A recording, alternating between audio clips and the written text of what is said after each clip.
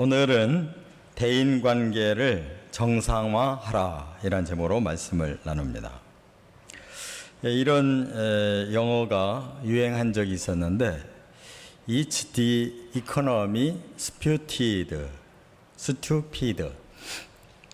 이 말이 뭐냐면 문제는 경제야, 이 바보야, 이런 말이래요. 이 문구 하나가 대통령을 만들어낸 그런 아주 유명한 문구가 됐다고 그러는데, 과거에 빌 클린턴하고 그 아버지 부시 대통령하고 이제 대선을 치른 적이 있었잖아요. 그런데 빌 클린턴이 바로 이 문구를 써서 미국민들의 마음을 사로잡았다는 거예요. 그러니까 그 단어가 어떻게 그렇게 파워가 있었느냐, 바로 그 시대의 그 상황을 대변하는 단어.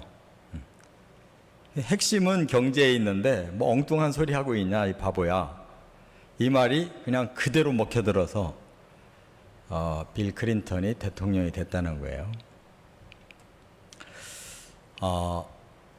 우리가 이 성경을 읽으면 예수님의 말씀과 이 구약 성경을 읽는 것이 아주 크게 차이가 느껴져요. 구약 성경은 어떤 때는 아무리 읽어도 무슨 뜻인지 알 수가 없고 그냥 어렵기만 할 때가 있는데, 이런 마태복음에 특별히 이런 산상수훈을 읽어보면 그냥 가슴이 뜨끔뜨끔하고, 바로 이런 말씀이구나, 그냥 마음에 팍팍 깨달아지는 그런 말씀을 느낄 때가 있어요. 바로 오늘 본문도 그런 말씀이에요. 그렇기 때문에 우리가 산상수훈이 왜 산상수훈이냐, 예수님께서 구약을 예수님의 그 복음으로 싹 해석을 했기 때문에 아주 명쾌하게 우리가 성경을 깨닫게 해주시는 그런 해석서이기 때문에 그래요. 근데 특별히 오늘은 이제 6계명, 살인하지 말라, 이 6계명을 예수님이 어떻게 풀어주시는지 기가 막힌 그런 해석을 하셨다는 거예요. 그렇기 때문에 우리는 10계명을 딸딸 애우기는 해도 그것이 우리의 마음에 깊이 들어오질 않잖아요. 그냥 그 말씀이 사람의 죄를 지적하고 그렇게 살지 못하면 그냥 큰 벌을 받을 그런 어떤 법조문으로만 느껴지지, 그게 사랑의 하나님이 우리에게 가슴 깊이 울림을 주는 말씀으로는 안 느껴지거든요. 근데 똑같은 그 6계명을 가지고 예수님은 우리의 가슴에 아주 깊이 울림을 주는 그런 말씀으로 싹 바꿔서 똑같은 뜻을 전하고 계시다 그 말이에요. 결국 살인하지 말라, 살인하지 않게 만들어 놓으시는 것이 예수님의 말씀이에요. 그래서 왜 그럴까, 이걸 우리가 좀 깨달으려고 하는데, 한마디로 말하면 율법이라고 하는 것은, 계명이라고 하는 것은 결과를 가지고 얘기하고 있어요. 결과. 죽였냐 안 죽였냐, 이건 우리가 어떤 행동을 한 결과를 가지고 판단하는 거거든요. 근데 예수님은 그렇게 해석하지 않으시고 그 동기가 무엇이냐, 이것을 먼저 생각하게 하시는 거예요. 그러면 문제의 그 근원을 우리가 파고 들어가면서 어디서부터 이렇게 잘못되어져서 결국 이런 행동이 나왔느냐 하는 걸 알게 되기 때문에 살인하지 말라 하는 것보다 살인하지 않게 되는 이러한 진리를 우리의 마음에 깊이 깨우쳐 주신다, 그런 뜻입니다. 그래서 예수님은 이걸 세 가지 다른 단어로 살인하지 말라는 것을 말씀하고 있어요. 정말 우리 마음에 진짜 복음이 뭔지를 마음에 깨닫고 예수님의 그 복음 해석으로 성경을 다시 한번 깊이 깨닫는 기회 되시기를 바랍니다. 첫째는 여기 21절, 22절에 보면 분노를 조심하라 이렇게 말씀을 바꾸신 거예요. 21절에 옛사람에게 말한 바 살인하지 말라 누구든지 살인하면 심판을 받게 되리라 하였다는 것을 너희가 들었으나, 예수님이 이 제6계명을 부정하려고 하시는 말씀이 아니에요. 너희들이 지금까지 알고 있는 말씀은 살인하지 말라 그러면 심판을 받는다 라고 말씀을 알고 있다는 거예요. 그러나 나는 너희에게 다시 말하겠다. 그것은 너희들이 왜 살인하게 됐는지 그 원인을 생각하고 그 문제를 해결해야 된다 하는 것을 말씀한 거예요. 그게 왜 살인하게 됐을까요? 그냥 아무 생각 없이 편안한 마음으로 기쁜 마음으로 있다가 갑자기 옆에 있는 사람을 찔러 죽이나요? 그게 아니라는 거예요. 바로 우리의 마음의 분노가 바로 사람을 미워하고 죽이기까지 한다 그 말이에요. 그래서 예수님은 그 분노 때문에 사람을 죽이는 이 결과가 나온다는 것을 생각하면 그 분노를 해결해야 된다는 것이죠. 그런데 22절 상반절에 보니까 그 분노는 왜 나왔는가를 밝히고 있어요. 느닷없이 그냥 갑자기 막 화가 나서 뭔가 돌출 행동을 하는 거 아니잖아요. 뭔가 마음에 또 분노가 일어날 만한 동기가 생겼기 때문에 사람들이 분노한다는 거예요. 22절 상반절에 보니까 나는 너희에게 이르노니 형제에게 노하는 자마다 심판을 받게 되고 이렇게 말씀했어요. 우리가 왜 분노하느냐? 누군가가 우리에게 비인격적인 말을 할 때 모독감을 느낄 때 사람이 분노하는 거예요. 근데 여기 뭐라고 했길래 분노했느냐? 뭐라고 그랬다고요? 형제에게 노할 때 그 결과가 이제 분노인데 그 이유가 여기 하반절에 22절 하반절에 이렇게 말씀을 했어요. 형제에 대하여 라가라 하는 자는 공회에 잡혀가게 되고 미련한 놈이라 하는 자는 지옥불에 들어가게 되리라 이렇게 말씀을 했어요. 이 라가라는 말은 아람어로 욕하는 말이에요. 뭐 우리도 화가 나면 뭐 XX 하고 막 말을 하잖아요. 그런 말을 왜 하냐면 상대방을 자극하기 위해서 하는 거예요. 상대방을 모욕하기 위해서. 그런데 아람어로 라가 그러면 막 상대방이 막 아주 기분 나쁘고 화가 나는 그런 욕설이라 그 말이에요. 그래서 그거를 뒤에 해석을 했어요. 미련한 놈.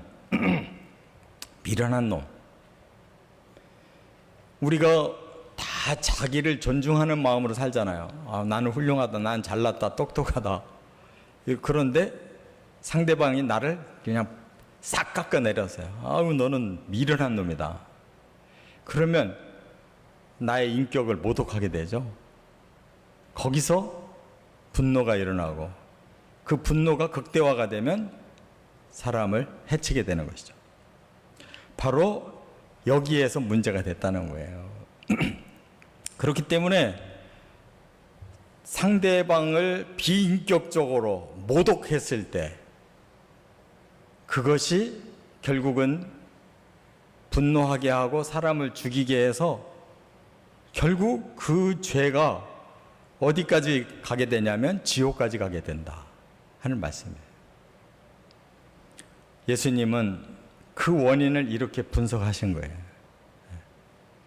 그래서 단순히 살인하지 마라 그것만 가르치는 거하고는 180도로 다르잖아요. 그래서 우리가 결론을 어떻게 얻을 수가 있어요? 아, 내 마음속에 이런 죄성이 있구나. 남을 비인격적으로 모독하는 죄의 마음이 있고, 남을 화가 나게 하는, 그리고 남을 죽이기까지 하는 이러한 그런 악한 마음이 있구나. 바로 살인한 사람은 행동으로 살인했지만 사실은 그렇게 만든 상대방은 마음으로 계속 그 사람을 살인하게끔 유도한 것과 똑같은, 그래서 라가라고 욕하는 자가 바로 지옥까지 간다고, 이렇게 근본적인 원인을 밝히고 있다는 거예요. 사실 그렇잖아요. 이와 같이 우리들의 마음에서부터 그 죄성이 일어나서 그것을 상대방에게 전가시키고 상대방으로 하여금 그러한 모욕감과 분노가 일어나서 살인까지 나가게 한다면 바로 그 마음속에 있는 동기가 더 중요한 죄다 하는 걸 깨닫게 된다는 거예요. 두 번째, 예수님은 또 단어를 이렇게 바꾸셨어요. 두 번째는 23절에 보면 양심에 예민하라 이렇게 말씀을 바꾸셨어요. 살인하지 말라 이 말보다 예수님은 양심에 예민해지면 살인하지 않게 된다 이렇게 말씀한 거예요. 23절에 이렇게 말씀했어요. 예물을 제단에 드리려다가 거기서 내 형제에게 원망 들을 만한 일이 있는 것이 생각나거든 그랬어요. 하나님 앞에 예배를 드리러 갔는데 마음에 뭔가 깨달음이 오는 거예요. 아, 내가 다른 사람에게 실수를 했구나. 참 잘못을 했구나. 그 사람에게 상처를 줬구나. 그 사람을 화가 나게 만들었구나. 손해를 끼쳤구나. 이렇게 여러 가지가 이제 생각이 났어요. 그럴 때 그것이 어디에서 나오느냐 하면 바로 양심에서 나온다는 거예요. 자기 스스로 깨달음이 온 거예요. 아, 내가 누구에게 잘못을 했구나 라고 마음에 깨달음이 온 거예요. 그럴 때 어떻게 하라고 그랬어요? 예배 드리는 일을 중단하고 가서 그 사람하고 화해, 사과를 하고 돌아와서 다시 예배 드리라 이렇게 말씀을 한 거예요. 그러면 이것은 무엇을 강조하는 말씀이냐? 바로 우리들의 양심이 제대로 작동하면 죄가 일어나지 않는다는 뜻이에요. 그래서 우리의 양심을 살려서 바로 잘못한 거에 대해서는 바로 사과할 줄 알고 그 사과를 또 상대방이 받아들여서 서로의 마음을 풀게 되면 더 이상 문제가 일어나지 않는다는 거예요. 그러니까 사람은 양심만 작동해도 바로 얼마든지 사람 간의 관계가 정상화가 되어서 극단적인 일이 일어나지 않는다는 거예요. 그런데 문제는 뭐냐? 사람들의 양심이 많이 마비되어 있다는 거예요. 양심껏 살면 안 돼. 이런 의식이 있어요. 양심껏 살면 나만 손해고, 양심껏 살으려면 이 세상에서는 제대로 내가 얻고자 하는 거 얻을 수가 없어. 세상에서는 세상 방법대로 살아야 돼. 이게 양심을 무디게 만드는 그런 사고방식이에요. 그런데 하나님을 믿는 사람은 그렇지 않아요. 이 양심이 살아날 수밖에 없어요. 왜냐? 하나님 앞에 가면 바로 하나님은 진리를 가르쳐 주시고 의로우신 하나님, 선하신 하나님, 거룩하신 하나님이기 때문에 그 앞에 섰을 때 우리의 양심이 살아나지 않을 수가 없는 거예요. 그렇기 때문에 예배를 드리러 갔는데 바로 하나님을 통해서 우리의 마음에 양심이 살아나고 우리가 잘못한 것이 깨달아지면 바로 그 문제를 풀러 가야 된다. 그런 뜻이에요. 그래서 양심으로 모든 문제를 해결할 수 있다는 것이죠. 예수님도 양심을 굉장히 귀하게 이용을 하신 적이 있죠. 요한복음 8장에 보면 사람들이 예수님을 시험하려고 어디서 찾아냈는지 가늠한 여자를 붙들어 왔어요. 그리고 이 여자를 어떻게 처단하면 좋겠냐 이렇게 예수님께 질문을 해요. 마땅히 구약의 율법은 그런 죄를 진 자는 그냥 그 자리에서 돌로 쳐서 죽여야 되는 거예요. 예수님이 그렇게 말씀을 하셨다 하면 당장은 율법을 지키는 것 같은데, 당신은 지금까지 사람을 사랑하라고 그러고 용서하라고 그러고 구원해야 된다고 하던 사람이 그러면 도대체 당신은 뭐냐? 어떻게 말과 행위가 다르냐? 그렇게 얘기해야 되잖아요. 예수님이 정말 곤란한 상황이 온 거예요. 그때 예수님이 돌로 쳐라. 그 대신 죄 없는 자가 먼저 돌로 쳐라 그랬어요. 죄가 없는 자가 치라는 거예요. 그러니까 예수님의 말씀을 들은 사람들이 다 그 순간 자기 양심을 바라보게 된 것이죠. 나는 죄가 있나 없나. 자기를 돌아보니까 바로 하나님의 말씀을 듣는 순간에 자기를 돌아보게 돼요. 나는 죄가 있나 없나. 바로 자기 죄가 생각나니까 양심이 작동을 해가지고 나도 죄를 진 놈이 어떻게 남을 정죄하고 죽일 수가 있으랴 하고 살살살살 다 피해서 도망가 버렸다는 거예요. 그러니까 예수님이 나도 너를 정죄하지 않겠다. 앞으로 죄 짓지 말고 살아라 해서 한 여자를 살려줬잖아요. 그게 바로 양심이 작동하면 사람을 죽이지 않는다는 뜻이에요. 할렐루야. 근데 사람들이 양심을 자꾸 마비시키기 때문에 그러한 세상적인 방법, 세속적인 방법을 자꾸 그걸 당연시 여기고 하나님을 믿는 사람들마저도 그렇게 이중적으로 살으려고 하니까 이 비양심은 이러한 범죄를 저지르게 만든다 그 말이에요. 그래서 우리의 신앙생활의 목표 중에 하나가 뭐냐? 디모데서의 1장 9절에 이렇게 말씀해요. 믿음과 착한 양심을 가지라 그랬어요. 네. 두 가지로 표현했어요. 믿음과 착한 양심. 그렇잖아요. 우리가 복음을 믿어야 구원받지만 믿고 구원받은 사람에게 열매는 양심이 착해져야 되는 거예요. 그것이 변하지 않는다면 그 사람은 그리스도인으로서 성장하지 않는 거예요. 하나님을 잘 믿는데 양심은 회복이 안 된다? 그건 있을 수가 없는 거거든요. 그러니까 진짜 그리스도인은 선한 양심을, 착한 양심을 가져야 된다는 거예요. 양심껏 살아야 된다는 거예요. 디모데전서 3장 9절에도 그렇게 말씀했죠. 깨끗한 양심에 믿음의 비밀을 가진 자가 돼야 된다. 착한 양심이라는 것을 여기는 깨끗한 양심이라고 그랬어요. 똑같은 거예요. 선한 양심이나 거룩한 양심이나 똑같은 거예요. 그리고 믿음의 비밀을 가진 자, 바로 예수 그리스도의 그 비밀의 복음이 우리로 하여금 구원을 준다는 그 비밀의 믿음을 가진 자와 그로 인해서 우리의 양심이 하나님의 거룩함을 닮은 깨끗한 양심이 되는 자가 하나님의 일을 할 수 있다, 이런 뜻이었어요. 이와 같이 양심이 회복되는 것이 살인하지 않는 삶을 살게 될 줄 믿습니다.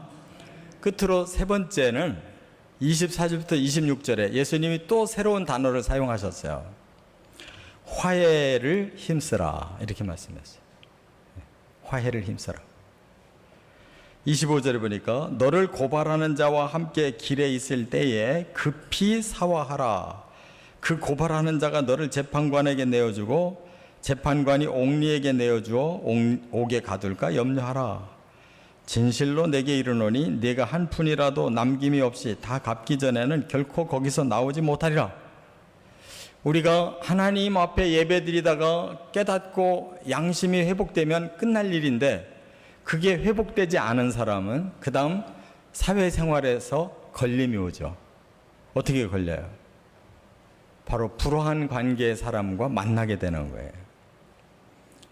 그때라도 이제 한 가지 방법을 더 행하면 해결된다는 거예요. 화해하라는 거예요. 그런데 그것을 우리가 미룬다. 자기의 자존심이나 자기의 이익을 생각해서 그 화해를 미룬다. 결국 어떤 일이 일어나느냐? 법으로 고발을 당하면 자기의 죄값을 치러야 된다는 거예요. 근데 이 죄값은 이 땅에서만 치르는 걸로 끝나는 게 아니라는 거죠. 문제는 결코 화해하지 않고 끝까지 가면 우리는 지옥에 가야 되는 거예요.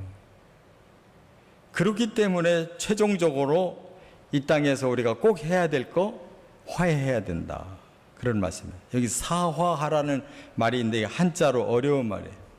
사사사자, 화할 화자인데 서로 간에 좋게 푼다는 뜻이에요. 좋게 풀어라. 그런 앙금을 계속 가지고 있으면 안 된다. 이걸 풀어야 된다. 그런 뜻이에요.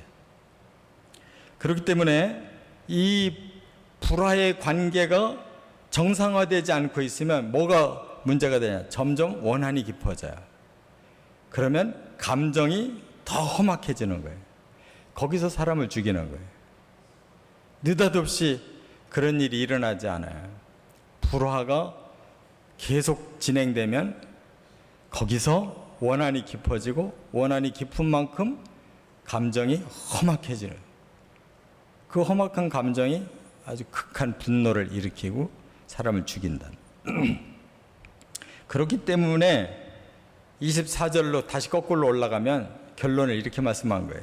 예물을 제단에 두고 먼저 가서 화목하고 그 후에 와서 예물을 드리라. 그러니까 최우선적으로 화해가 필요하다.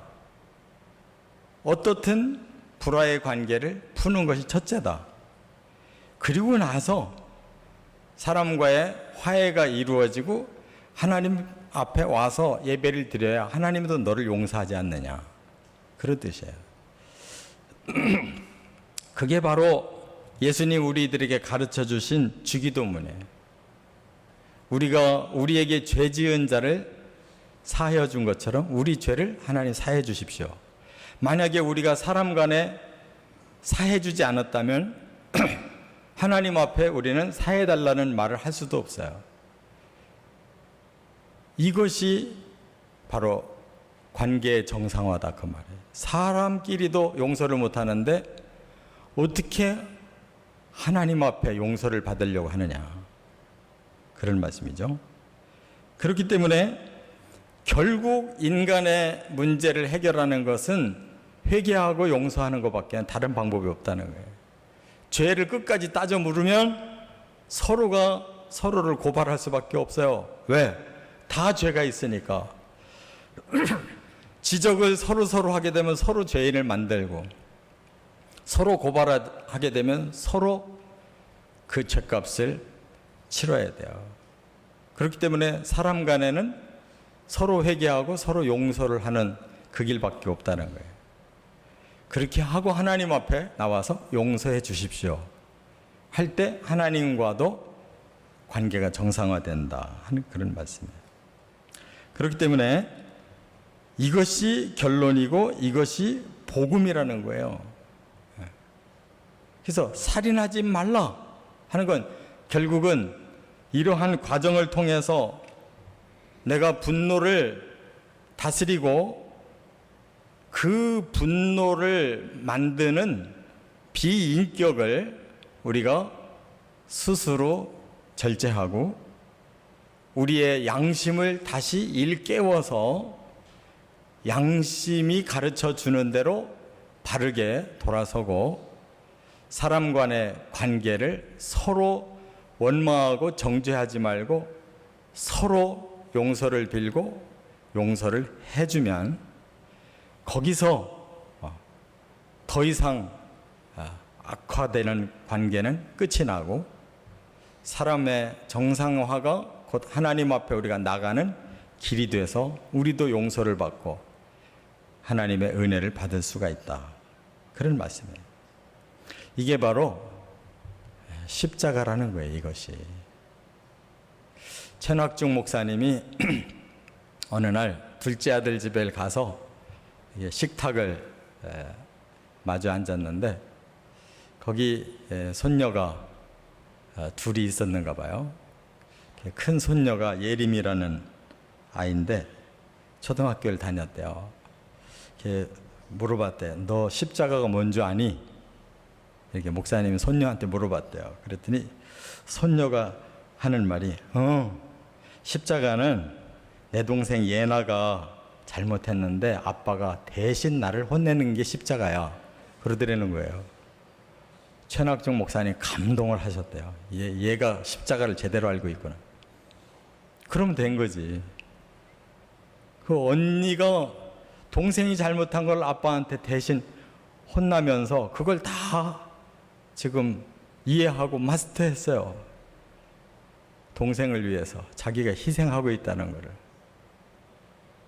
그런데 어떻게 두 자매 간에 무슨 싸움이 있겠어요? 다 해결된 거 아니에요? 이 순수한 십자가의 복음으로 우리가 돌아가야 계명들을 우리가 지켜낼 수 있어요. 그래서 살인하지 말라 하는 말을 우리는 복음으로 반대로 바꿔야 돼요. 다른 사람을 어떻게 해라? 사랑해라. 그게 안 되면 네가 희생해라. 그게 성경의 정신이에요. 할렐루야. 우리가 바로 예수님의 그 십자가 희생의 사랑 때문에 우리가 살아났으니까 우리도 그만큼은 못해도 희생하려고 하는 마음을 가지고 상대방을 용서해야 되고 대신 내가 손해보고 대신 내가 어려움을 겪더라도 그것을 우리가 감당하고 상대에게 후유증을 주지 않는 것이 그게 사람을 살인하지 않는 것이다. 얼마나 예수님의 복음이 명쾌하고 완벽해요. 문제는 경제야 이 바보야 하는 말과 좀 비슷하잖아요. 얼마나 핵심을 찌르고 있어요. 우리는 정말 바보같이 살고 있잖아요. 정말 오늘 말씀에 우리의 마음을 쏟아서 하나님 앞에 우리가 복음대로 살겠습니다. 이렇게 순종할 수 있는 저와 여러분 되시기를 주의 이름으로 축원합니다.